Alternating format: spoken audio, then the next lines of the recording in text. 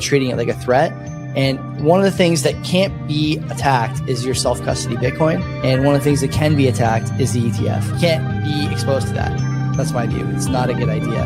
And by the way, that'll hit MSTR too. It'll probably hit other stuff as well. Friends and enemies, welcome back. Canadian Bitcoiners podcast. Friends and enemies, welcome to the CBP. Want to be better informed? Listen to Len and Joey. Sponsors taken care of right off the top. Bull, Bitcoin, and easy DNS. The media is feeding the slop. It doesn't matter what topics discussed. Quality entertainment and information you can trust. That's being planned or at least discussed. You know, we're not going to allow quality entertainment and information you can trust. Send the guy some value, boost them with some stats. Bitcoin is a scarcity asset, I mean it's just a fact. Geopolitical, national, down to the local clown. Friends and enemies, welcome back to the Canadian Bitcoiners podcast, a Monday night flagship rip where I will tell you that in the show notes Len sent me for tonight, the stories, there's a 99% chance he's going to spend 7 or 8 minutes going downhill and dunking on David Bailey, but we'll see. We'll see. It's possible. It's possible that's what happens. Yeah. Why shouldn't I? The man deserves it, right? For all his actions. We don't know if Treasury companies are going to make it, boys. We're going to find out. First of all, how's it going, buddy? Great to see you. Yeah, it's a wonderful day. It's great. I took a look last week, Joey. We had a lot of people watch our YouTube video last week. It's an incredible number. I don't know. I'm trying different things. I'm trying to entice the algorithm a little bit without being cringe, and we'll see if it continues to work, but it is difficult to do. I am not willing to compromise on the cringe, but I am willing to edge the algorithm, but I don't want to see any climaxing. Okay. But we're going to keep doing what we're doing on CBP anyway. I will say, Len, I don't know if you ever look at the audio plays, but they're steady rising too. We've seen a bit of a spike the last 2 months or so. Very good. You know, and it's nice. Fountain, we're always listed as like the top whatever of shows on there. Yeah, it's good. I mean, listen, we do our thing. We come here. You guys can come here Monday night. You cannot come here Monday night, but I guarantee you'll have a better time if you show up, and you'll learn something along the way. Can't beat that, can you? No, it's a great place to come and spend some time with Bitcoiners and maybe give us some feedback along the way through our show. Totally. How much Bitcoin to retire? That's the real question.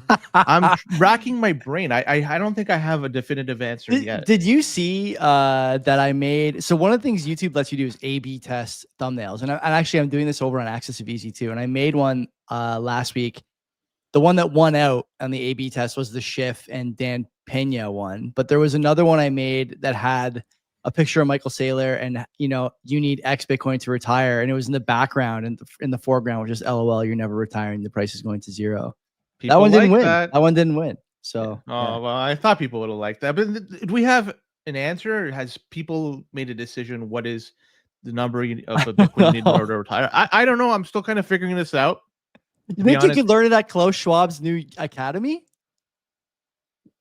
What do they do over there? I mean, you didn't know Klaus Schwab? He tweeted today, little short video. He's starting a future-proofing academy where you can learn to thrive in the world of technology and AI and quantum. That's a real thing that happened. I saw it today anyway. I don't know when it happened, but Len's shaking his head.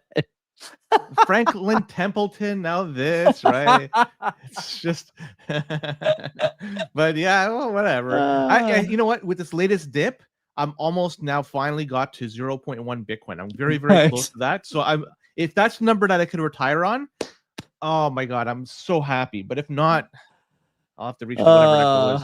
Oh God, I love it. Well, let's talk about the sponsors, and then we'll get into some other stuff we got going on. EasyDNS is the longest standing lead sponsor of the show. Mark is a dear friend to Len and I, and he can be a dear friend to you too, because he runs EasyDNS. And what is EasyDNS? It's the best place for you to buy, port, hold, transfer a website.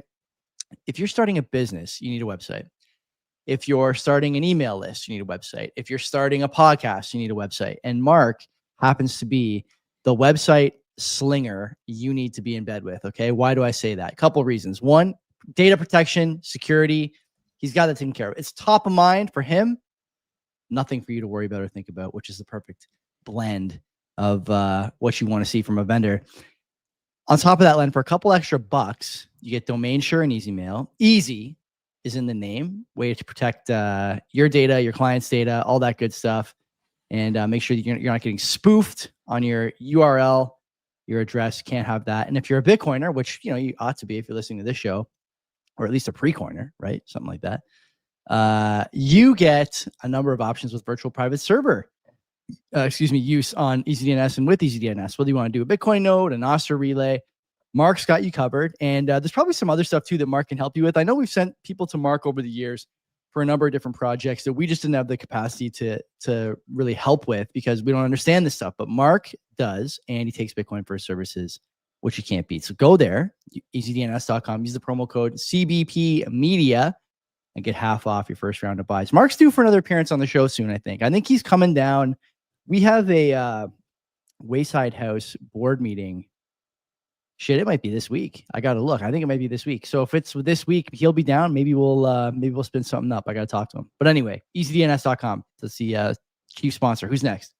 Well, Francis could be another person that is due for an appearance on the show, right? As Francis, he spearheads Bull Bitcoin, and that's the second sponsor of this show. That's where I make my buys, or Joey makes his buys, and that's where you should be making your buys as well, or sells, whatever you want to do. You can do either or. On-chain, Lightning, those are your options.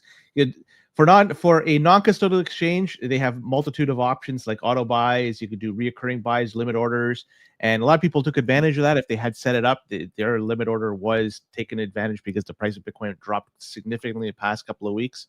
Well, decent amount. Either way, Bull Bitcoin, they have your privacy in mind when they do it. It's mixed before it's sent to you. So check them out. Use our referral code below. If you do that, then all your buys and sells moving forward are going to be a little bit cheaper. So check them out. They're available in a bunch of different countries like Canada, Mexico, Costa Rica, El Salvador, Argentina, Western Europe. They're taking over the world. Yeah, totally, man. Love to see it. Love to see it. You want to do some boosts, then some housekeeping? We got some stuff to talk about in housekeeping. We can do boosts first. Okay. Top 5 boosts. Wartime 133 sats. And he writes, fuck the ETFs. Check mark. Middle finger, dynamite. So that's what Wartime says, what he believes. Great. Bitcoin Jim, 333 sats. Last show was fire. Thanks, fellas, for the many entertaining shows and the great info. A couple of beer mugs doing a cheers. They're clanging. Mo BTC Dick, 500 sats. He's saying, I'm throwing in, I don't know if I'm pronouncing this right, Whaley or Wally. Whaley, I think it is. It's a subdivision of Surrey, BC, into the ring for consideration. This is for our Christmas episode. We have a number of suggestions that have been provided to us. Yeah. So, if I'm going to go with Surrey, I'm going to take this one kind of off because it's a subdivision of, it's close enough. A lot of Surrey recommendations, by the way. Yeah. They're coming through heavy on Discord DMs, Discord chat, Twitter DMs. People want to see Surrey. What's going on in Surrey? What's in the water in Surrey? I'm not going to go there. Gentleman by the name of Bon or Bone. James Bond? Just B-O-N. Oh, okay. So Bone. 2121 sats. And he writes in, Hamilton man watched a bit too much Game of Thrones, going all Tyrion, because I don't watch it. I didn't watch it either, but it's like a pretty famous. I mean, not to give you a shot here, but pretty famous pop culture reference. Obviously, I don't follow. I haven't watched a second of this, nor have I. Anyways, he says, he's going all on this old man. He's saying Surrey man versus Richmond and could be a good BC clash. So here he goes. We have another. So last but not least, we have Hammertown OG. 2,500 sats, and writes in, if intergenerational trauma was a legitimate cause for abnormal behavior, then every single child who grew up in a steel working household in Hamilton would be a certified psychopath. Love the show. Keep up the great work. And that was from the show we had last week. It was a good story, and the guy was the intergenerational trauma was part of the reason why the sentence was slightly reduced. Yeah, love that. I love that for him. Boost, bang and boost, man. Keep them coming. Couple of things to talk about in housekeeping. Mm-hmm. No interview this week. I did the sip and rip today because my daughter, like I said, was in a pretty good mood yesterday morning, and she's learning all sorts of new stuff. She's doing the stairs now, Len, going up and down the stairs in the house with supervision, of course. So I didn't want to miss that, but I did record one today. Talked a bit about this Mike Green article that I think was okay. We were talking about it with Mark this morning. Mark hates it. Maybe I'm somewhere in between.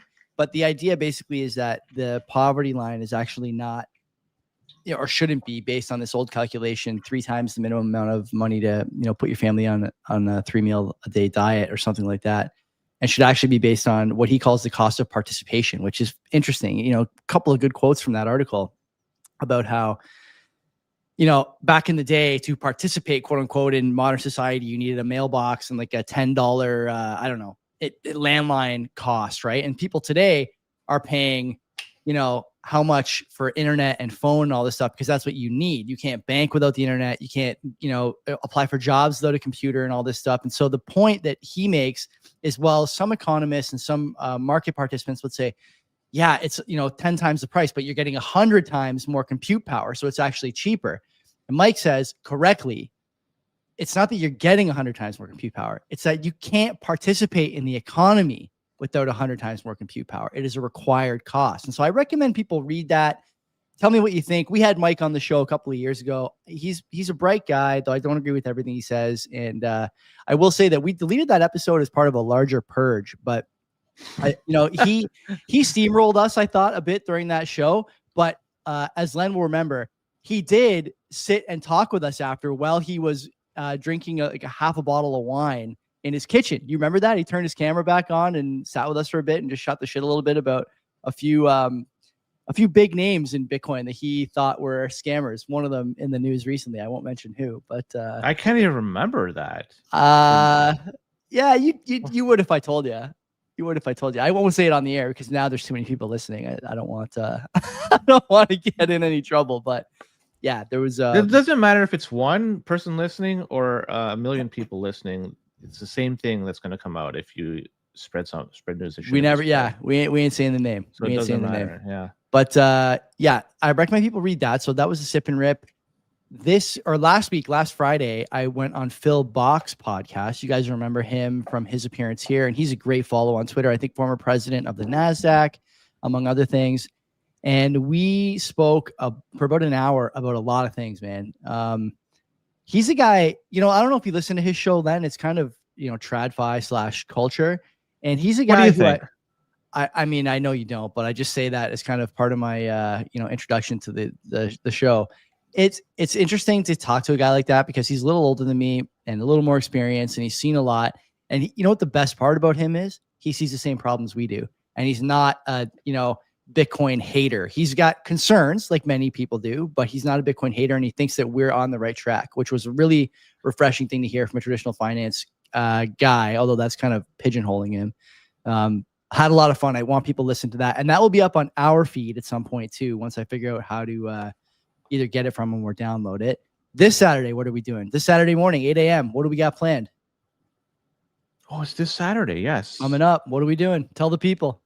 Yeah, we're with fundamentals and Business Cat. We're doing rock paper Bitcoin, 4-man rip. It's gonna be, and you know what? Fundamentals had a interview with Dan Webb. Yeah, I saw that today. Yeah, when is that coming out? I don't know. I just saw that they recorded it. Now, Business Cat, he streams us sats all the time, and still I see it. I am very thankful you stream us sats. I would suggest stream us none and just send us a message with the right. You get better bang for the buck like that. That's my suggestion to you, Business Cat. He's got our direct contact info. He doesn't have to go through the but you know what I mean? Like, you might as well get your name out there with a message rather than just stream us every minute or whatever. That's just my opinion. Send us nil, man. He's the best. He's the best. So we're looking forward to that. That is all the housekeeping I have. Do you have anything else you want to talk about? Well, I guess in conjunction to what you said, because I had 2 meals this past weekend with some people, and I'm surprised because I stark contrast. The boomer crowd love Carney. Yeah. It's just exactly what you envision it to be. And then the people that are closer to my age You're an Xer, right? I think. Yes. And okay. I've met up with somebody that was an ex as well, and same mentality. It's just like planning to get the fuck out, right? Like, there's just, it's just interesting to see like people, their mentality, and a lot of it is based on experience, how many years you lived on this earth, and the fact that you accumulated a lot of assets during a time when well, let's be honest, they devalued the currency. And if you look at homes and shit like that, it's like, yeah, you made some good purchases buying those homes, but you didn't do anything specific. You just fucking bought a house, right? Great. Or several houses. Great financial decision. Yeah. But it didn't make you a financial genius. Do you know what's funny? I joked with Phil. We were talking a lot about the boomer. I don't want to say just boomers. I think it's just a generational sort of war going on, even between millennials and Zoomers. I was joking with Phil that my dad, he's done very well financially, had a good job, of course, but done very well financially because of his advisor. And he's pressured me over the years to give money to the same advisor. And, I ended up giving some money to his daughter, the advisor's daughter, who's also an advisor, to manage. But do you know what my dad's financial advisor was doing before he became a financial advisor? A private wealth manager. You know what he was doing before that?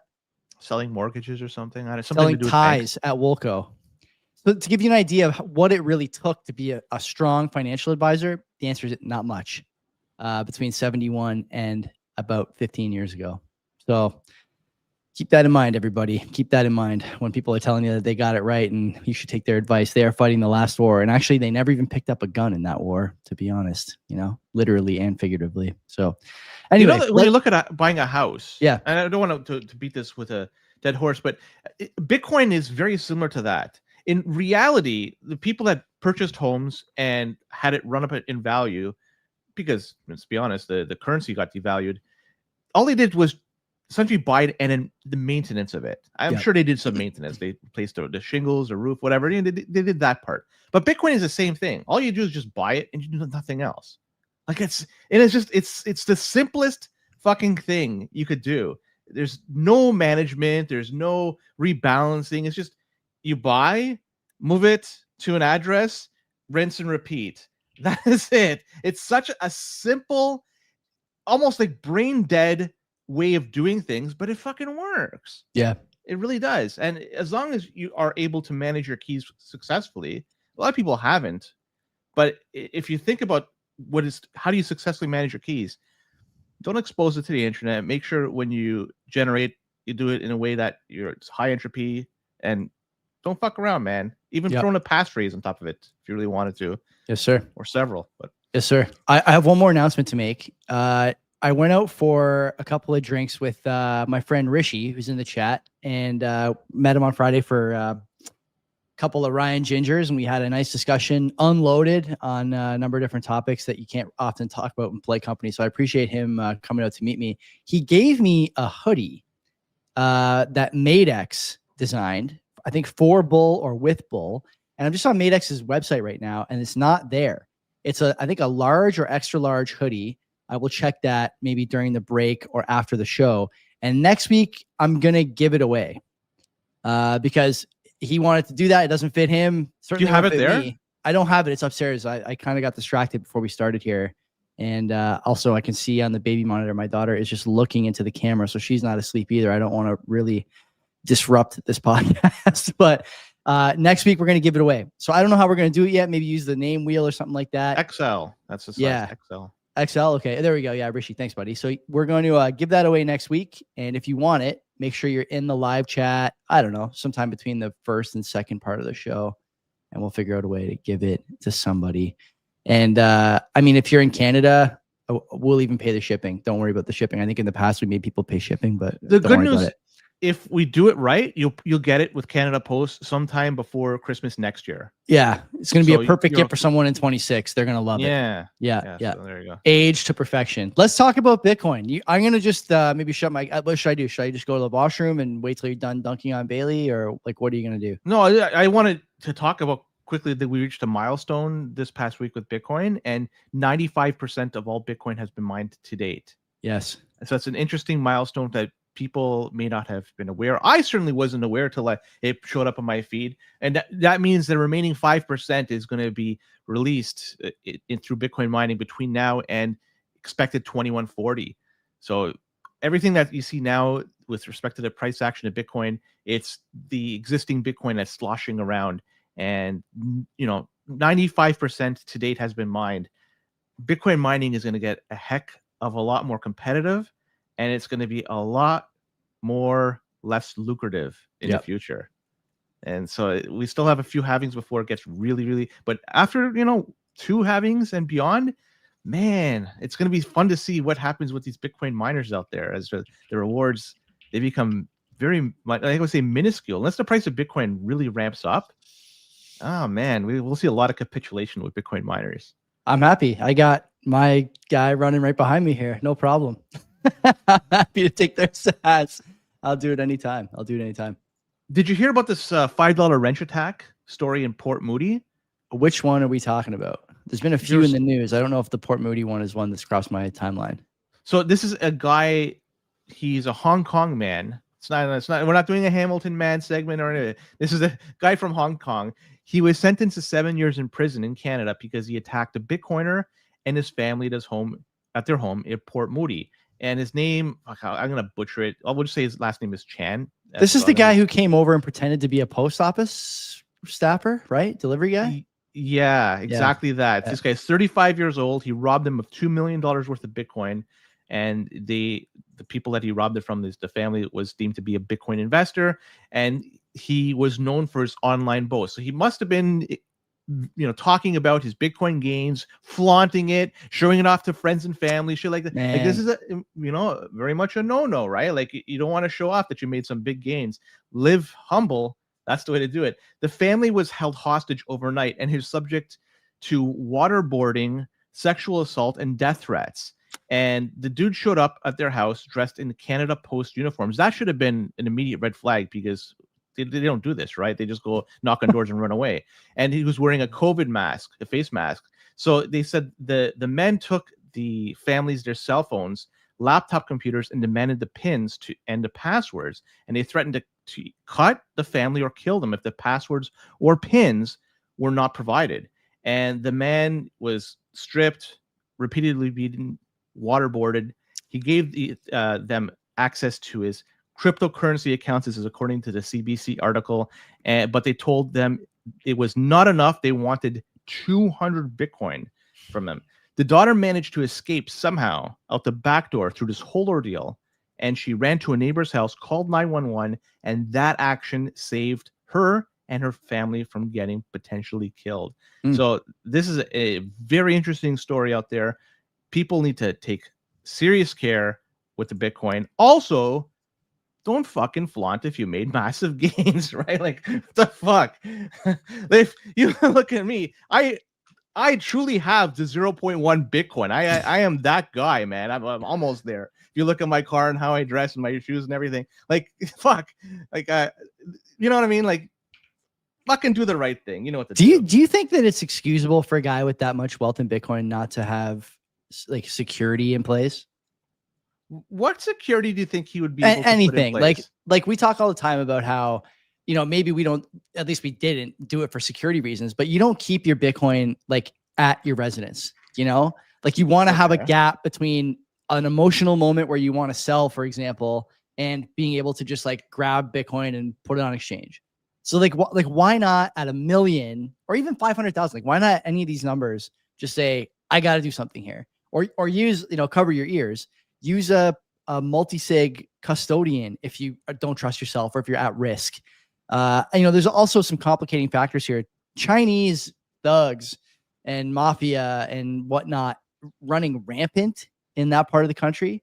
So, there's a lot of stuff here we probably don't know, but all the same could have been avoided largely anyways if some of these best practices were adhered to. It's not hard to do that. There's a lot of options besides keeping it like, I don't know, in a shoebox in your bed or whatever. It's just like there's a million things you could do that would be better for you and more secure for your Bitcoin and your family.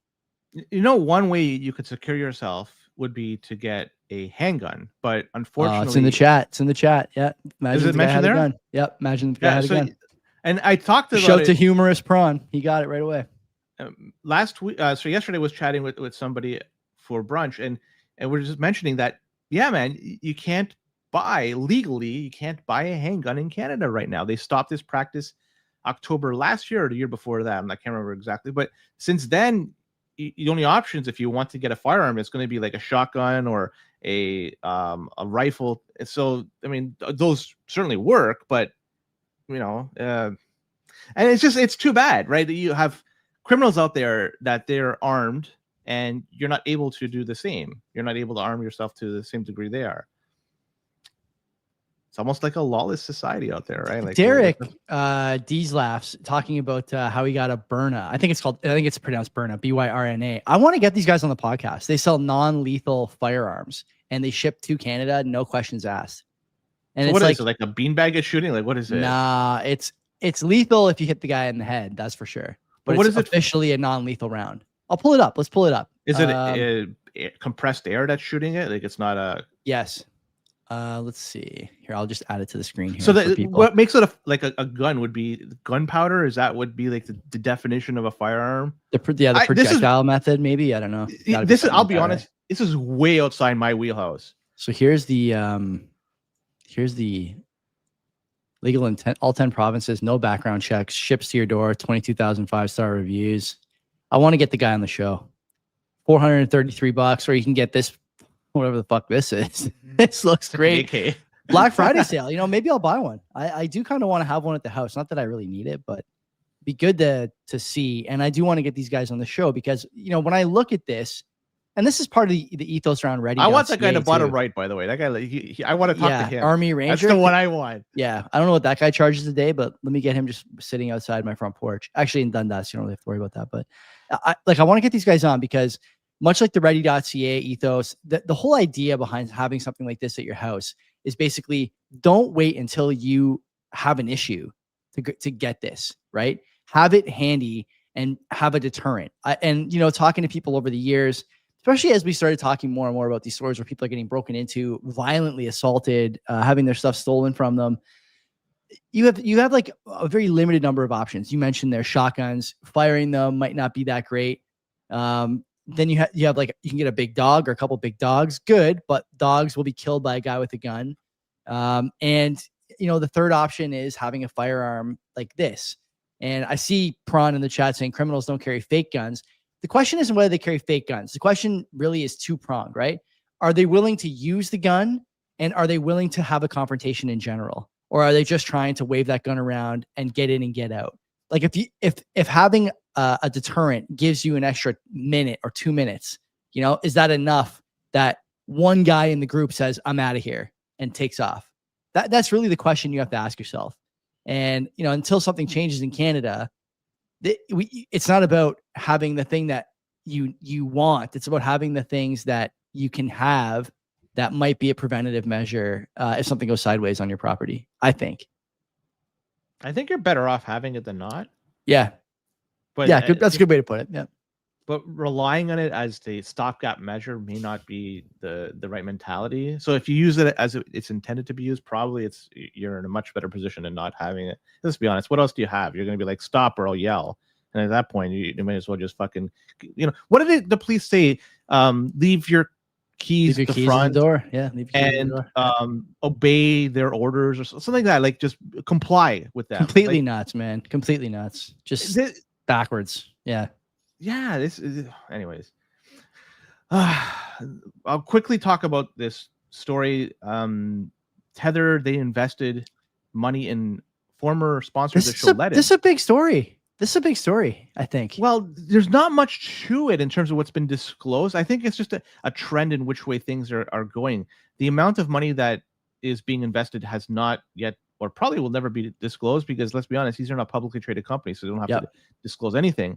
But it's just showing that there's more and more capital that is being allocated into stuff like this, lending services, and it seems to be the way forward for how, I guess, traditional finance will start offering. I know Ledn is okay, so I disagree. I disagree with that assessment right away. I actually think that what we're seeing here is what Bitcoiners want. They want services like Ledn, because what do you not want to do as a Bitcoiner? That's exactly what I was going to go to the second point is that, so you're going to have these traditional companies, traditional finance companies, offer up services that would enable people to not be subjected to capital tax. So capital tax, I like this. My big question is, doesn't Ledn already use Tether? They do, I think, right? I'm trying to remember that B2X loan had some Tether tie-in. So it's the usage of it versus the investing of it. And I'm not sure if Tether invested in Ledn up to this point. I don't know. But certainly if they have, they like the product and they're, the proverbial doubling down. Mhm. Or if they haven't up to this point, they decided they want to get their their name added to the ring here. So I like the fact that they want to get into this. Ledn, I used Ledn before, but once 2020. So did I. Yeah. When they were sponsoring the show, I had a bunch of Bitcoin there. Yeah. That's one thing that people that when they sponsor a show, I use their services. But 2022 changed my mentality, and I've always suggested people don't fucking play and give up your keys. I will take the opposite stance. They've never had a problem, not once. I know All Caps or Predator might say they've, they got close, but I think those are thin connections, and Ledn has never said they've had a problem. That's a good, do you wear your seatbelt when you get in a car? Did FTX investors or users have faith in the service before it went tits up? Because it never did go tits up until it went. So what I'm trying to get at is there is a level of risk when you give up your keys. Sure. And or give up your coin, right? Give up your coin. Yeah. And I'll give you an example right now. Like this, as for people that use these type of products, you got to be aware of the risks. This guy, I know that Ledn doesn't offer a leverage trading. That's what they don't offer. But I'm gonna just throw it all together in. Like this is, I'm just simplifying things from my point here. This guy posted on Reddit. He deleted the post, but I snagged this screenshot. So luckily I did that. Buddy was recently liquidated because of the recent drawdown we had with the price of Bitcoin. We went to as low as 80K, give or take. And might have even now we're sitting at 80. Might have been less than that even for a bit. So, and we were like not too long ago, 2 weeks ago, like 110, 104, whatever it was. Like, it is a decent drawdown. So this guy, he says his life savings gone because he used leverage. 1.3 Bitcoin, Joey. 1.3 Bitcoin. That's a tough one to swallow. It's times like this. I read the book. I watched the movie, The Lord of the Rings. In the Fellowship of the Ring, Gandalf the Grey said that shortcuts make for long delays.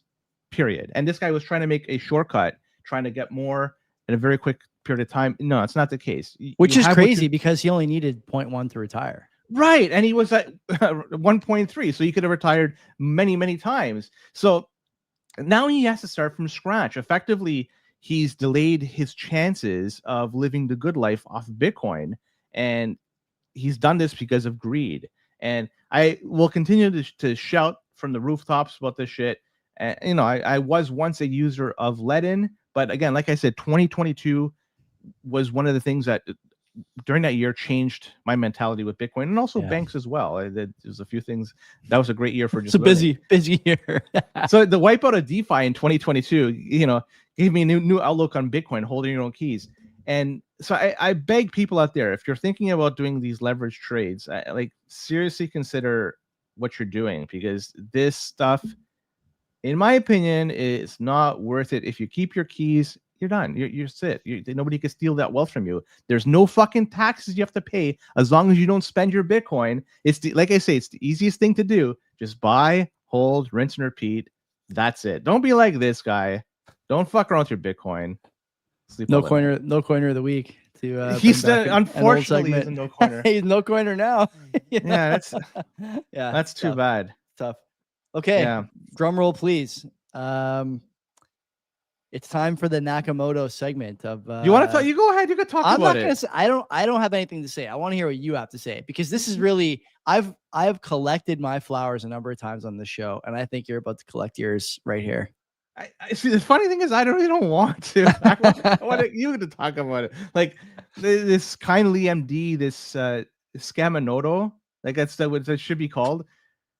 Right. Let's be honest. These guys, they sold 367 Bitcoin, and they have 5,400 give or take left on their balance sheet. And this might be the start of a huge tidal wave of Bitcoin that could be put on the market, right? You have all these treasury companies. What's the one that was associated with Swan, SQNS or whatever? Yeah, whatever the fuck it was. Sequans or whatever. Yeah, they started selling, right? So when you have these companies if they start selling or continue to start selling their Bitcoin, it's a lot of sell pressure that's going to be available or that's going to be on the market. It just putting this downward pressure on the price of Bitcoin, and it could be a negative flywheel effect where then you have the price goes lower, they have to sell more, and then who the heck knows what's going to happen in the future. But with respect to Scamanoto, you got to understand that these guys, they released some information with their quarterly earnings, and this is the quarterly stuff, right? The revenue, Joey, was $380K. Yeah. Right, and salaries doesn't seem like that much. It does not. Salaries. We send more through Bull Bitcoin. No, maybe not more, but close to that much.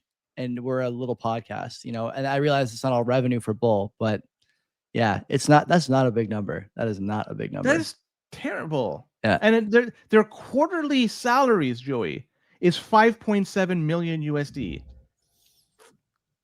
That is. Do you want to hear some numbers? Let me give you some numbers, then you can rip into it. Go ahead.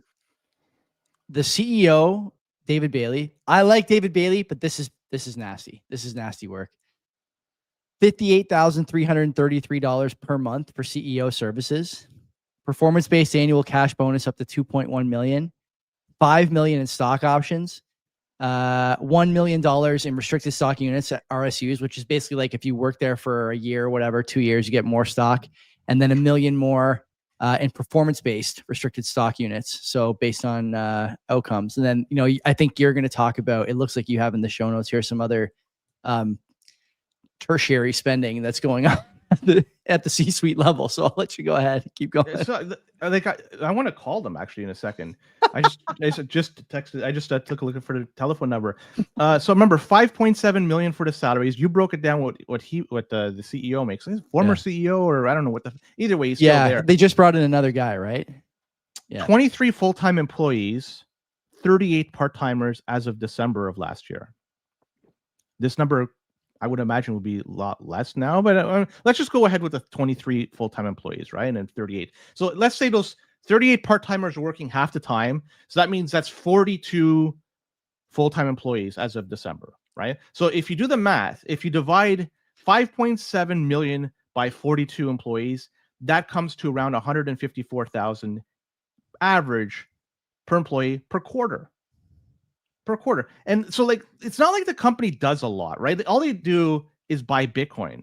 Joey, how hard is it for you to buy Bitcoin and store your keys? Well, in this case, you're letting somebody else manage it. I don't think I could charge $58,000 a month if that was yeah. And in this case, they're having somebody else manage it. I believe that I have no, like, the keys manage the custody for sure, almost for sure. So think about this. They fucking take all this money just to simply have the company buy Bitcoin and send it to somebody else to hold on to it, right? I don't know what justifies this salary. These guys, I would think they're having parties that are making FTX blush, right? Like, think about FTX, the fucking things they did. These guys, I don't know what they're doing to make this money. But on top of all this shit, they say the Bitcoin that they say that was sold. No. I'm going to clarify. It wasn't sold. I'm reading directly from David Bailey's tweet. So this is straight his words, not mine. To clarify, we didn't sell Bitcoin. We invested the Bitcoin across several international treasury companies, Treasury, BTC, Meta, Planet, Future Holdings. As a core part of a strategy is monetizing our Bitcoin balance sheet. Our direct Bitcoin balance does not capture the value of these equity investments. So they sold the Bitcoin to buy more treasury companies. So flywheel, baby. Let's go. Let's go. Warren myself, I'm looking at this. They sold Bitcoin at a loss. You just don't get it. We might just not get totally it. Don't get it. So, like, I'm fucking an idiot about this. Like, but you know what? I'm not part of the orgy party, so I don't know what's going on over there. The behavior here is disgusting. Like, you know what? I'm embarrassed for him. I'm embarrassed for Bitcoin. I'm embarrassed for the CBP that we allowed him to come on. I'm embarrassed for everything. Like, I'm big sorry to everybody out there that we gave this guy a chance to talk. It's clearly this Scamamoto is out there. They're eating at 5-star Michelin restaurants while their investors are fighting for crumbs at the dumpster at Wendy's. That's what they're doing. I'm curious. I'm gonna call them up right now. Let's do a fucking live. I want to know how many fucking employees they have, And what the fuck they do? Let's get this thing going. Nakamoto, the stock is down 385 388 8220. Let's go. It's down 90% year to date. Long distance charges may apply. Come on. Thank you for calling Kindly MD. Our office hours are Monday through Thursday from 9 a.m. to 5 p.m., Friday from 9 a.m. to 4 p.m. Sorry, it looks like Saturday from 9 a.m. Well, they work Saturdays. We are closed on Sundays. Let's call them during rock paper Bitcoin. During Saturday business hours, you may receive immediate assistance by sending us a text message. Oh, you can send a text. 851. Who answers? What's the text message answer guy make? Is he making 20, 30K? You may also leave us a voicemail, and a member of our team will return your call as soon as possible. If you have reached us outside of our normal business hours, please leave us a voicemail. A member of our team will return your call as soon as we are back in the office. Thank you for choosing Kindly MD. We look forward to assisting you. Thank you. Yes, hi, good afternoon. My name is Len. I'm calling from the Canadian Bitcoiners podcast. I'm a potential future investor, and I'm curious about the number of employees that you have listed here on your website. It says 23, but I noticed that you guys are taking 5.7 million quarterly in salary. So I'm just curious, indeed, is it 23 employees? What exactly do these employees do? Send me an email back at canadianbitcoiners@gmail.com. I'd love to hear more about this. Thank you very much. There you have it. That's due diligence, maybe. That's due diligence. Like, I'm doing ground. I'm a potential investor. I want to know a little bit more about this. Clearly, I didn't get enough from what their SEC filings are telling me. I need fucking information. They got to get. And if I don't get it today, let's do a Saturday morning telephone next call. Next week, tune in when we call Bitcoin Well Investor Relations to find out the status of their loans. Fuck, is it Thanksgiving or we might not even get them this weekend because it's Thanksgiving. It's American Thanksgiving, on Thursday. So Saturday, there's nothing going on in America. They're recovering from closed. shopping and maybe. 4-day holiday. So you know what? I left my email address. And hopefully they send us something back. I'm curious. I need the information. This is a treasury company. This is a treasury company that does nothing aside from buying Bitcoin, but yet they're paying each other fucking tons of money. I mean, Sequans or whatever, Sequans bought back stock.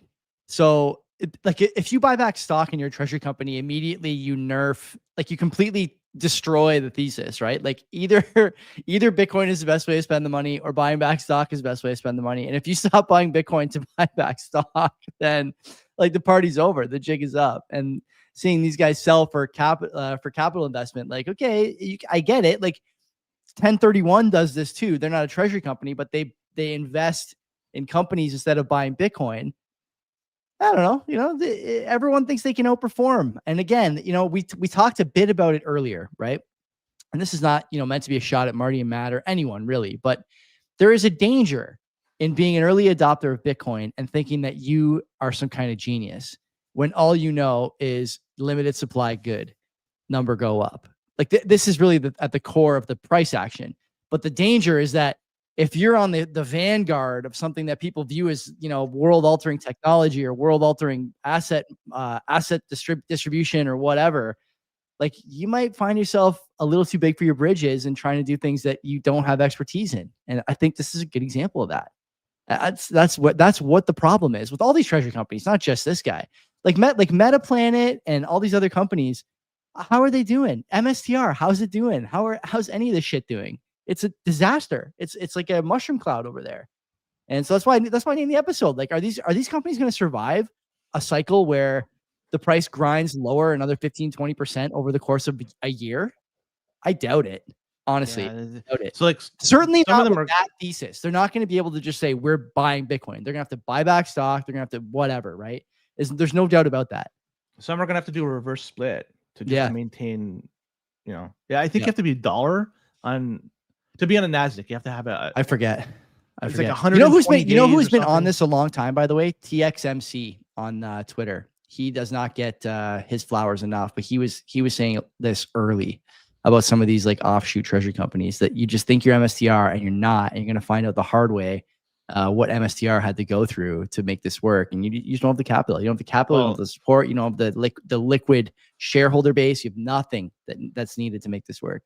Well, MSTR is the first one that's going through the wall, and they're going to get the bloodiest because they're up against a monster. And have you followed this whole indices thing? Because I certainly haven't. And JP Morgan, I can't add anything to it, but that seems to be it's a big story. JP Morgan put out an article that's 6 weeks old about how they think that Saylor is going to be removed from some of these indices and give himself more pain down the road because of it.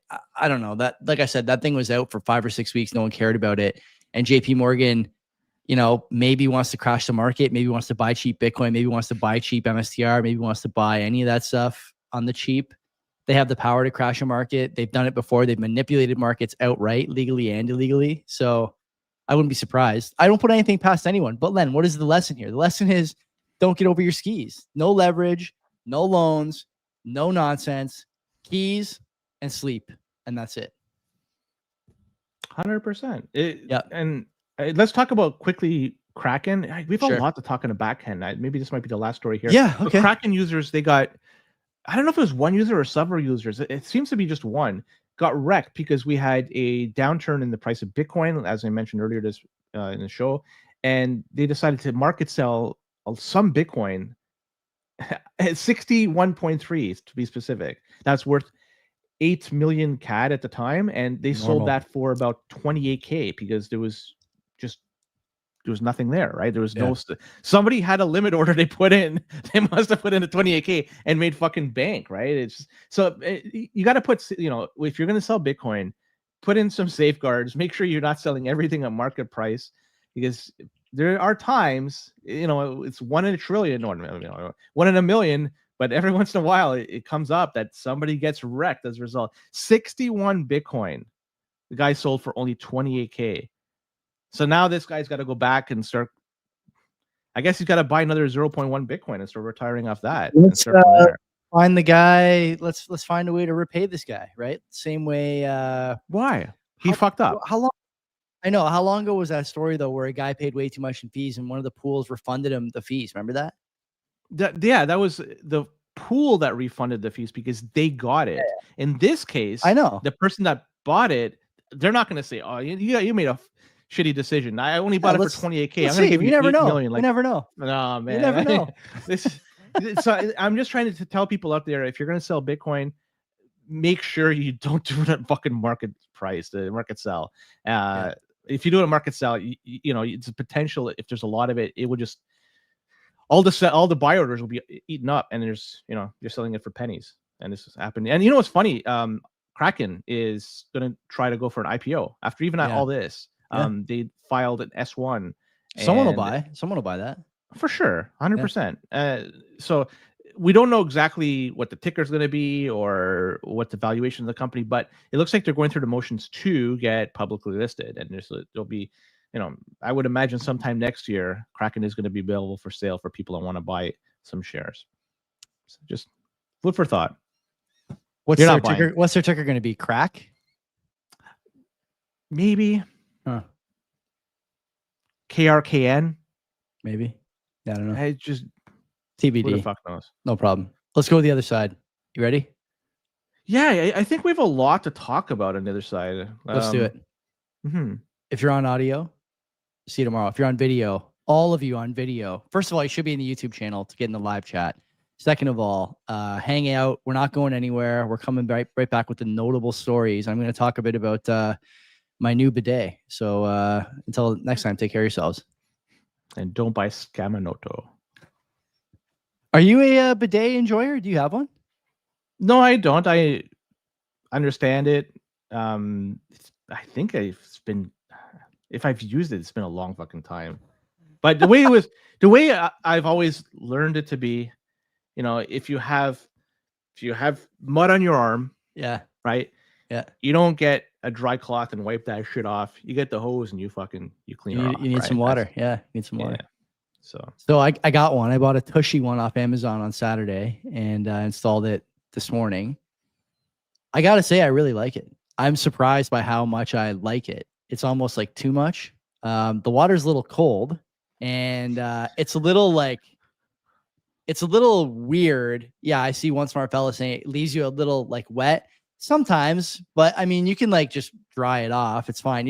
It's not a no toilet paper solution. It's a less toilet paper solution, I would say. And it definitely leaves you feeling clean.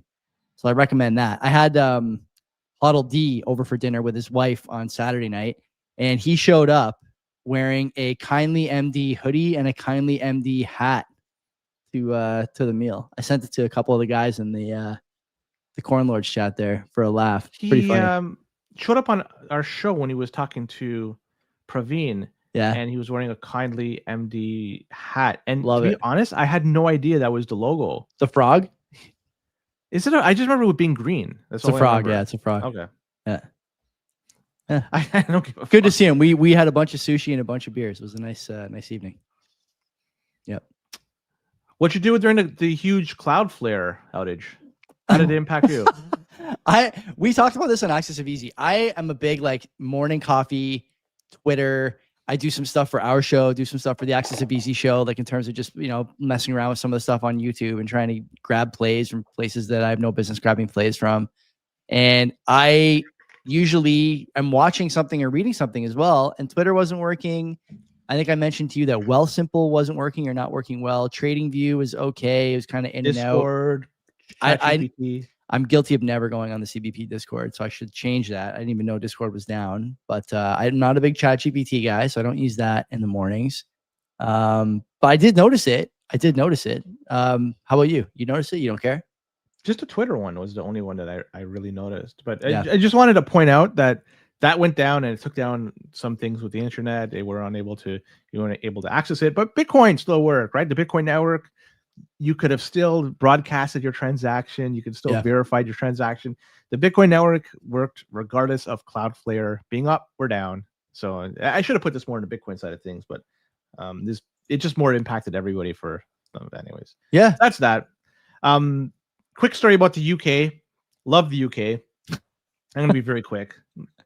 They had a German citizen go over there, and he was dealing drugs, caught, and they decided to sentence him, but he's not going to be deported, right? Because he would face a very significant obstacle if he was going to be deported back to Germany, right? So Saleh Hussein Hamid, 25 years, a classic German name. Yes, so of course. I think wasn't he on one of the World Cup teams? Anyway, go ahead. Yeah. So Saleh Hussein Hamid, he's a direct descendant of the Chancellor himself. Yes. Okay. He's allowed to stay in the UK because he does not speak German well enough, despite being a German citizen. So the convicted drug dealer is not going to go back to his native Germany because his German is just not good enough. You know who else? You know who else probably can't visit Germany is a guy who's going to win the upcoming Namibian election. I don't know if you've been keeping an eye on this. No, well, this is Namibia Corner here on CBP. There's a politician making waves in Namibia for a number of different reasons. You may recognize him and his name. Politician Adolf Hitler Unona. He's poised to win a second local election in Southwest Namibia. So is he a native, originally born in Austria? It says there, doesn't it? I don't know. I have no idea. But this is nuts. This is a nuts story. Anyway, just wanted to point that out. It seemed like the right time to do it. Crazy things happening in the world of global politics. Yeah, and how does that guy get the name Adolf Hitler Urona or whatever his last name was? What is give me the timeline, give me the breakdown of the events leading up to that. Starting with World War II, obviously that's event number one, but then what happens after that? I'm not sure what happened between World War II and now, but he looked like he was probably what, in his 40s? 59. He's 59. Okay, looked really good. So boomer age, right? 59. That's a young boomer, I think. So yeah, absolutely. Or an old boomer? No, young boomer. No, that's young boomer. Yeah. Anyways, Japan. Yes. Talk about Japan. I'm not sure if you heard, but they're going to be pumping out some stimulus that's going to be helping out the economy. At least that's the plan. Talked about it with Phil on Friday. Yeah, wild. The yen intervention continues. Yeah, 135 billion is this package. That's US dollars. In yen, I have no idea. So the intention is to help people deal with inflation. And I like the fact that they are trying to overcome inflation by just making it. What year is it? 2022? I thought we already did this. Nancy Pelosi stepping down from U.S. politics. Is she headed over there to drive policy? Is that what the plan is? Is that a recent thing? Did she step down today? Yeah, last week or 2 weeks ago. She's I didn't know that. She's not going to run for re-election. She's done. So Marjorie Taylor Greene? She's done too, yeah. Marjorie Trader Greene. Yeah, and then that guy in East Coast of Canada that didn't switch parties. I don't know. But anyway, the Japan thing, like did we not already go through this in every modern nation on the earth like 2 years ago? It was so recent. How did people forget about this already? The Inflation Reduction Act and all this other nonsense. You're telling me spending and cutting taxes at the same time is not going to help out in the long run inflation? I mean, really? Say it ain't so. We got nothing else. Is the reason. It's like that book, the meme guy who's crying on the bed and he's like reading the book, and the title of the book is like How to Stop Inflation. And then the first page is Stop Spending, and the next square he's just crying. He's like, he can't believe it. This is exactly what Japan must be feeling like right now. We have no other options. All we know how to do is print and intervene in our currency market, and that's it. That's the whole skill set. That's the whole toolbox. So some of this, they're going to be buying more government bonds or issuing, more government bonds. For sure. And who's buying them? BOJ, them. baby. BOJ. Right.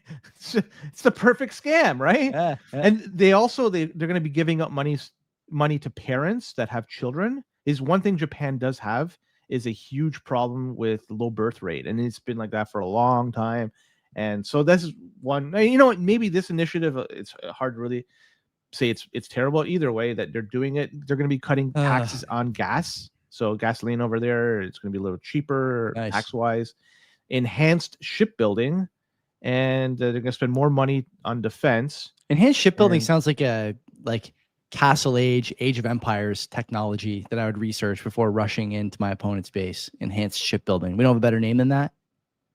That's what's found in this Reuters article. Sad. And so it's going to eventually, all in all, if you want to break down this money, it's going to be about $1,000 that's going to be kind of divvied up per person. It's obviously not going to be equal, but that's what it's going to be. If you want to do the average, that's what it is. Good luck. This is you know where this is going to go. It's a disaster over there. And how's the I'm surprised the yen hasn't collapsed. It's been holding steady. It has been, but how's the Japanese 10-year look? I haven't looked. Let's look. Live research here on CBP over on CNBC.com. Not great. Is it an inverted yield curve? That's it was 1.3 in April, and it's 1.8, just shy of 1.8 now. So headed up on a pretty steep curve. Difference. Yeah. Great. The budget passed in Canada. Yay. Yippee. Yeah, and you know what? It passed, and is it going to change anything? Hard to say. I don't. What do you think? What do you think? Now think about what you mean by anything. First of all, like day to day, you think it's not. I think it could, and I think there's a couple of things going on. I said on over a long term, maybe, but not short term. How long are we talking? 5-10 years? Is the ones that are short term are like the Bill C2? Is that the one that's one, and the Online Harms Act? Is that Online Harms? So those are the ones. The recent CanCon redefinition, broad redefinition of what Canadian content is, including streamers. So, to a lesser degree, that one. But the first two is for people that interact and use the internet. So those, I think, I look at those are impactful almost on a day-to-day basis, and that's immediate impact. Yeah. The budget is going to be a longer term thing. Okay, fair enough. Yeah. Do you think? I don't think. Yeah, go ahead. I don't think that we're going to see. What was it? $75 billion, give or take, was the deficit. 80 billion? I think. 78. Yeah. If we're going to say 60 billion next year, are you going to go over or under that number? Well, it's going to be over. Millennial moron again. Like guy, just an autistic attention to detail on the budget side, makes these videos. And I think now he realizes that he's right and early almost every time on these things. And he made a great point about the operating and like the way they're balancing these budgets. And we talked about it on the show last week. I also think that he'll probably come out with something about the spending as it rolls out, because right now the budget is pretty high level, but we'll see some more stuff coming through. We just gave what was it, 500 million, something like that, to the European Space Agency. Yeah, like the Italians like space scaffolding program. Is that what they're giving it to, or what? What about our program? What about our Roberta Bondar? Well, I did a little bit. So it's a 10-fold increase. This increased. So before they were spending around 50 million to the European Space Agency. Now it's going to be 500 and change. In terms of NASA, they're doing the Canada Arm 3. They're giving out, and that's going to be it's in the billions, that number. So they're still more committed to NASA than it is to European Space Agency. But let's be honest, the European Space Agency. Do you know what I want to know, Len? Is that going to be accounted for as defense or NATO spending? Is that? I don't think so. Why would surprised. Well, a lot of European leaders now saying the next frontier of war is going to be in space, and so they're trying to do some clever accounting to keep they are happy, right? So the island of Sicily, they've been talking for decades to build a bridge between that and Italy, and they are saying it's going to be 10 billion euro to do this bridge, and they are saying that is going to be their commitment to the NATO budget. There you go. This building of the bridge. So yeah, creative accounting certainly exists. That's it's no guarantee they're going to go ahead with this. Just what is the rationale for saying that's defense spending? That's a good question. I don't know. You don't know. This thing's not even plugged in now. I can't hear you.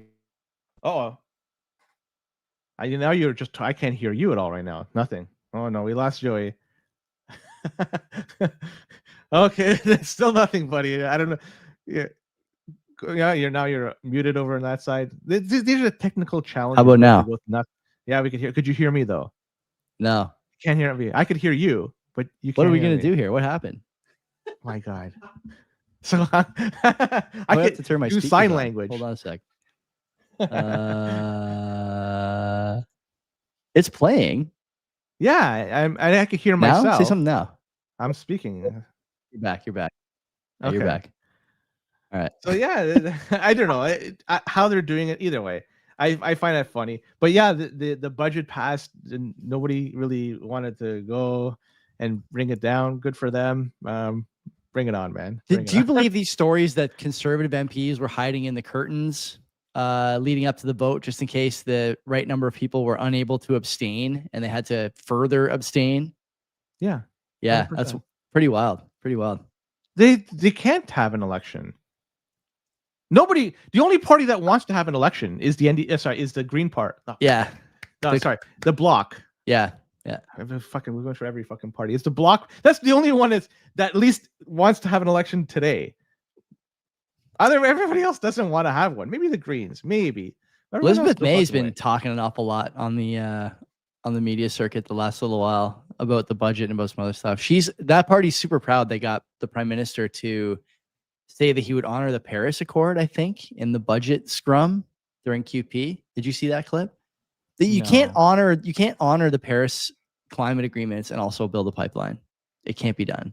So not sure how that's going to work. He also said today or yesterday that AI and other data centers are going to have to be carbon neutral. Talk about falling on your sword. Canadians need Bitcoin more than any other country. I honestly believe that. And the IMF saying that us and Germany have the most capacity for deficit spending. If you don't think that's the kiss of death, I don't know what is. That's like the ultimate just inverse indicator of what's actually going on in the financial world. There's no coming out of this. There's just, even if you look at people that have moved to Canada, I'm going to talk about the story of the immigrants that came to Canada. A lot are leaving. So this is a report issued by the Institute for Canadian Citizenship. And they're saying people with certain skill sets or education aren't sticking around in Canada for the long run. And I'm speaking about people that have PhDs, legitimate, healthcare workers and scientists. People, they've gone through schooling. They're highly skilled workers. And the report says within 5 years of arriving in Canada, 11% of those with PhDs leave. 36% in healthcare gone, and also 36% for scientists gone. Shocking. If you look at this further, individuals with a doctorate are more than twice as likely to move away from Canada than people with a bachelor's degree. So highly educated people are more likely to leave Canada than to stay here. This is for the immigrants, the people that have come here for a better life. And between that, if you look at it, the people that are staying here are, well, they're bucking the trend, are people from Taiwan, from Philippines, Vietnam, Sri Lanka, and Jamaica. The people that are leaving are people from Taiwan, United States, France, Hong Kong, or Lebanon. Yeah. So with that, also take into consideration, if you look at the net emigration that's going on, people that are Canadian citizens, 27% departed Canada Q1 of 2025. That's the largest number of people that left Canada in this category since 2017. This isn't taking people study permits, foreign workers. These are people that are Canadian citizens, like people like you and I, Joey. Take that for what you will. There seems to be a trend here that is growing, and what is being left behind are those wannabe engineers, those wannabe doctors. They're the ones that are going to be left behind here. I listened Is to that a recipe for success. Fuck that. Yeah, I listened to a clip the other day that I retweeted. I think it was the president of Taiwan from, I would get, the interview looks like it's at least 10 years old, but could be even older than that. And he's talking about immigration. He's talking about who you want to immigrate. This is the founding father of Singapore talking about immigration. I'm going to share this clip against my better judgment, because I think some people are going to say this is insensitive or whatever, but it's interesting to me that this is still somehow a question. Everybody who's ever run a successful nation feels the same way about immigration, except it seems for us. So let's I want to make sure you can hear this. Can you hear it? It's not playing. I know. Hold on. Can you hear it? And immigrants is America's strength. Absolutely. But mind you, immigration of the highly intelligent and highly hardworking, very hardworking people. Mm. If you get immigration of the fruit pickers, you may not get very far. There has never been truer words spoken by a world leader anytime about immigration than those ones right there.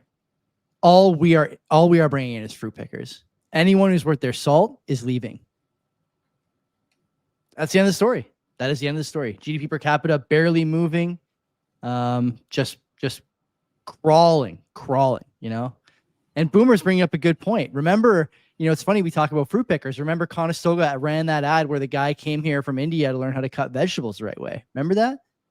Time is a flat circle, man. It's like that you're seeing the same shit over and over again, and it's costing guys like you and me and other, you know, longtime Canadians, any color, any race, any religion. Don't call me a racist. I think you're a fucking moron if you think that. You're just ignoring the obvious at this point. Yeah, people just need to make plans. I think living in a urban environment in Canada is going to be more challenging. Oh my God, yeah. So you got to just move away somewhere else, and then if not, even just pick up and go somewhere to a different country. That's probably the best. But where do you go? You guys use mine, buddy. that is the big thing, because there is no one answer that it checks all the boxes. It's just everywhere. Like talking to some American friends today, even they're saying like their large cities are just suddenly overrun with Indians. It's like, what the fuck is going on? Which large city in the United States would you want to move into? I can't think of one. City. I can't think of one. Like you think about it, depends how you define large. Can I get like any state capital? Basically, is that what you're saying? No, because whatever would be the capital of I can not Louisiana. So some of those. Yeah, Pablo's saying Nashville. Nashville's not a bad pick. I don't know if that classified it as a big city. Like I'm thinking, like I got Denver, a family now, Seattle, so like, you know, Portland, LA, you'd never live San in Francisco, never San Diego, Austin. We got to define Dallas, the terms here. How, like, what's a big city is the most important thing. Okay, that's. But you could kind of self-define this, right? Like, which big city would you like? There's not many or none. Miami, Atlanta, New York, Chicago, Philadelphia, right? They can just keep going on. Like it's a short Detroit, list. It's a short list. Yeah. Cleveland, like fuck. So same thing. Like, which big city would you want to live in Canada? Vancouver, Toronto. Oh, you can't. You can't. Right. Yeah, you can't. So you gotta go somewhere else. So you gotta find where's the big question? It's the question of the decade here in a lot of ways. You know what? Canada is still a decent place to make a living. I think if you want to work, the United States too, like you could have an ability to make a nest egg, and with that, pick up and then go somewhere. Yeah. But United States is probably the best place to do that, just because the purchasing power over there. But man, like, where would you like? I don't know, Texas somewhere. Maybe that's on the list for sure. There's some flyover states that have relatively big cities, Dakota, Wyoming, places like that. Wyoming is really nice, from what I understand it, especially if you like the cold weather. Yeah, I could be convinced, man. I could be convinced. Culture and safety are more important to me than sunshine. Have you did the math figured it out? Like, because we know somebody that picked up and left. He's been in a show just 2 weeks ago. You could I don't want to say who it is, but you know, like, there are opportunities out there to. If you own a pretty nice, like, if you own a property in Canada, chances are it's worth $1 million, a little more, a little less. You could pick up and sell that property, pay no cap gains if it's your primary, and then go to the States and buy a house, no mortgage, not worry about that. Get a great health insurance plan. It's all doable. The question is, like, how much friction are you willing to endure along the way? Because there will be friction. Moving jurisdictions is a very difficult thing to do. At least with the United States, culturally, it's very close to Canada. It's not like you have to learn new languages, or it's very similar to what we have here. Somebody was mentioning in the chat, Victoria. You know, Victoria's nice. Yeah, Victoria's nice. We were just there a couple of years ago. My wife and I, was really nice. Somebody once told me it's for the newlywed and nearly dead. That's what that's what people say about Dundas too. Newlyweds and nearly deads. Yeah. So yeah, I don't know, those are the communities you want. Type in newlyweds and nearly deads and see what cities come up, and then start getting your Zillow app fired up. Find a place to live. Maybe that's the answer. Buffalo like that? Buffalo is just nearly deads, I think. Yeah. And a lot they're getting a new stadium though, right? And a lot of personal injury lawyers. Yeah, they are. They are. That's right. Canada Post. I'm not sure if you saw this story, but looks like a tentative agreement has been reached with their workers. And we had a strike last year in December, if you remember that one. We also had one a couple of months ago, and we have these rotating strikes that's been going on at least for the last month or two. That last set of strikes, that was Wildcat, right? Was extra legislative, I think. I believe that was an illegal strike based on some comments from the Prime Minister, was it not? I can't comment. I don't know. I think it was. It seemed like initially I thought it was, but I just don't have enough data to say for sure it is. Okay. There isn't. But that sparked an Atlantic region. Like, it's some depot in Atlantic that said, fuck it, we had enough. And it spread from there. Like, anyways. So the new agreement, at least the strikes are going to be done, right? Like, this tentative agreement. We don't have the details, but the executives at Canada Post, they've been saying some interesting things this past week. And some of the following quotes from executives are, we're clearly overstaffed and also effectively insolvent. Yeah. These are words from their mouths. 50 million a day losing, I think, right? Was that the number? I could tell you it's at 1 billion over the first 9 months. So, okay, so that 50 million a day might be. Could be. Yeah. And they're going to be downsizing through attrition. And they also, remember, they got a loan from the government of Canada earlier this year because they were in financial troubles. And they say that they're going to be changing delivery standards, because if they're going to be downsizing the force and also changing how they're going to be delivering mail, instead of having the standard 2 to 4 days, it may jump up to 3 to 7 days. Where is the Canada Post standard 2 to 4 days? I send shit out all the time. Footballs. It's never 2 to 4 days. Never. 7 days is the minimum. Is a letter different than a package? I don't know. Fucking better not be, because I'll tell you, the package is a lot more expensive to send. It's not just about the weight; it's about tracking and other stuff too. And by the way, Canada Post now, I don't know if it's every courier, but you have to pay the duties in advance. So when I send stuff to the States, I got to pay the duties up front. Do you put the Sikh stamp on it? No. I don't know what you're doing. Maybe you get, I don't know. You get People duty their- free like that? Good I just like try. the fact that they're honoring those 11 soldiers from World War One with those Sikh stamps. These guys are. Oh, Anyways, God. Joey, do you want to go right to the Hamilton versus Brampton match? We can. To be honest with you, I kind of got to take a shit. So I'm muting myself, pretending I have to cough, but I'm actually letting out like Actually, no. absolute bomb We'll do farts one over last here. story. Okay, One sure. last story. Sure. So it's a Canadian man. I'm going to just read the article here. He lost his 16-year legal battle to get back more than 1.2 million in Canadian dollars that he had stored in bizarre locations around his home. You heard the story? I got sent this story by a number of people in my life. Some of them, I wonder why they sent it, and others I don't wonder. But yeah. So I'm going to read the story, and we could tie it into Bitcoin. So on December 1st, 2009, police visited this guy, Marcel Breton, his rural property that's outside Thunder Bay for an illegal handgun. And there they discovered that he had $15,000 worth of Canadian bills on the floor, heating ducts of his living room, and also $32,000 stored in locations around his garage, and also 1.2 million in rubber bins buried in the ground under their garage. That's a wild spot. That's a wild spot. So he had in total $1.19 million. And so, yeah, they also found a variety of drugs, cocaine, marijuana, ecstasy. And so he was charged with various offenses, including possession of proceeds of crime. And he was convicted. There's a retrial. And he successfully argued that the search of his property was not lawful. And so he was acquitted on that. But either way, with the matter of the money, this is great stuff. So 2023 was determined in Ontario court that the lion's share of the money is going to go to the Canadian government. Amazing. And so they sent it to the European Space Program. They sent it to women clearing minefields in Botswana or whatever I said today on Sip and Rip. It's gone. So money's gone.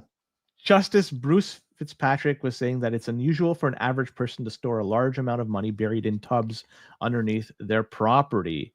And it was bundled in $20 Canadian bills, which is commonly used in drug trade. That's what they're saying. Also, this guy didn't file any taxes between 2001 and 2008. That'll get you. And so, yeah, so he's saying that he won the money in a lottery or casino, and he also earned it in his vehicle repair business. But in the end, he managed to keep $15,000. It was the court decided, you know what, the money that was found in the vents of his home, it's his. But the rest, over 1 million, gone to the government. Look, you're Bitcoin, man.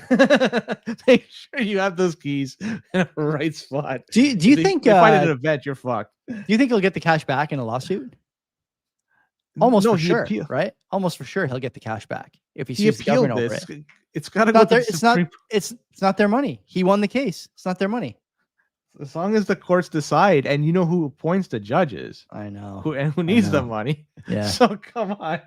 This is I don't want to say it's a slam. They're counting the pension assets in the net debt. So a couple of bucks in the guy's garage probably already spoken for, I would say. Can't wait to see what they spent it on. Are they going to give me a line by line accounting of the 1.6 million, 1.2 million, whatever it was? No, just put in the general fund and then divvy it up from there. Yeah. Nice. TGA. Beautiful. Okay. The prime minister's in South Africa, so maybe it's going to help pay for the fuel costs. And who's he visiting? Our friend from earlier? G20. I hope not. Okay. Anyway, it was G20, and I met up with Modi, and then they have this new agreement between them and also Australia. Yeah. So two countries being absolutely torched by Indian immigration. Anyway, all right. Indian man. I mean, Brampton man versus Hamilton man. Let's cut to it. Who's the sponsor of that? 256 Heat, where you can heat your home and mine for Bitcoin at the very same time. You could do it in a way that's going to be quiet, effective, and you can just simply plug it into your regular outlets. You don't need the 220 or 240. Just, you know what, got your 110, plug it in there, and away you go. Easy to do. Check out Tuan, reach out to him, and he'll be able to guide you on the path, what you need, what's going to cost. And you know what? It's very quiet. Joey has one running right now beside him. Yep. Can't even hear it. No. I have one in the garage.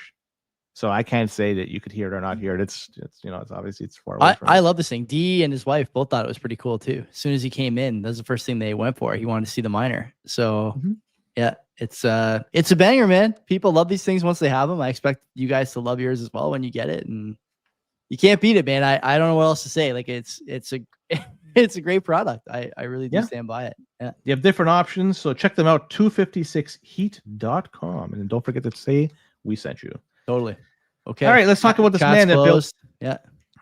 He built a $400,000 poolside oasis on city parkland, and he spent this. It was a poolside structure, a patio, and a new driveway beside his home. And he did this all during the pandemic. And the problem, he did it without permits. Yeah. And he did it on the taxpayer-owned city property city property. It's a park, and it was considered environmentally significant. And yet he decided to fucking build this shit nonetheless. The illegal structure is described as a detached 3-season building, also with a fancy garage. And this guy collected to date more than $5,600 in fines after a building code conviction was done. And he said that the building is air conditioned and has to be torn. This guy had it all, man. Yeah. Air conditioned, has to be torn down, and has to be restored back to the way the city had it before. And he says that this is really good. He says he's willing just to buy the land for $150,000 and give it to the city, and they could do whatever they want with that money. He says this is a win-win. The property wasn't being used. The city's going to get $150,000, and he's going to get that nice poolside lot beside his. So yeah, they got this guy that just decided to build on land he didn't fucking own. I love that stuff. That's number one. Okay. So next one we have this man was charged after alleged hate-motivated road rage incident, and it left a pedestrian seriously injured. Okay. And police say a man was charged after a hate-motivated confrontation, and it escalated into a serious hit-and-run collision. And it happened on a Saturday around 2:30 a.m. this past month, and it was reports of a pedestrian struck by a vehicle at a home. And the incident, they alleged, began as a road rage dispute during which the driver followed the victim to a nearby residence, and he shouted obscenities and made racially charged comments, and he did struck the victim with his vehicle. He said he dragged the victim about 5 meters before the driver fled. The pedestrian was taken to a trauma center with non-threatening injuries. The guy was arrested and charged with dangerous operation of motor vehicle, aggravated assault, failure to stop an accident, causing bodily harm, and instructing a peace officer. So those are your two stories. You have the guy that built the poolside oasis for $400,000 and wants to buy it for $150K, and you have the other guy that ran over a pedestrian after just shouting out at him and flee the cops. So yeah, what do you think? Which is one? Which is the other? Okay, so I know the Oasis guy is in Hamilton because I read that story a million times, and I think he's eventually gonna lose that case. No fucking shit. Yeah, even though there was a time where I thought he was gonna win middle of this year. I picked the story from now. a couple of years ago, thinking he would fly under the radar, but he's gonna lose. Yeah, I'm too connected. I know everything about that kind of stuff. And then the other guy, the other giveaway is that the guy actually offered to give money for the parcel of land instead of just saying, sorry, I bought it and I've already built on it and my family's living here. So that was an easy one. I'm curious about the Brampton man's obscenities uttered. I'd love to get the audio recording of that if we could. No, I don't have that one. It's struggling to open up the article. I could tell you the name of the individual. Sure. 22-year-old Nikolai Tindiris. Tindiris. Okay. Tindiris. Nikolai Tindiris. Not an Indian guy. Wow. No. Deep cut. So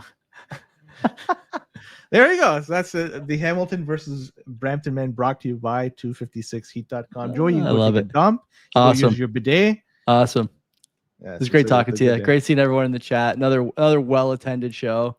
We will see you. I don't know. Maybe I'll get around to do an interview this week. We'll see. A lot of people I want to talk to, but time is the problem. So yes, sir. If not, you'll have to live with the sip and rip for now. And until next time, friends, take care of yourselves. Take care.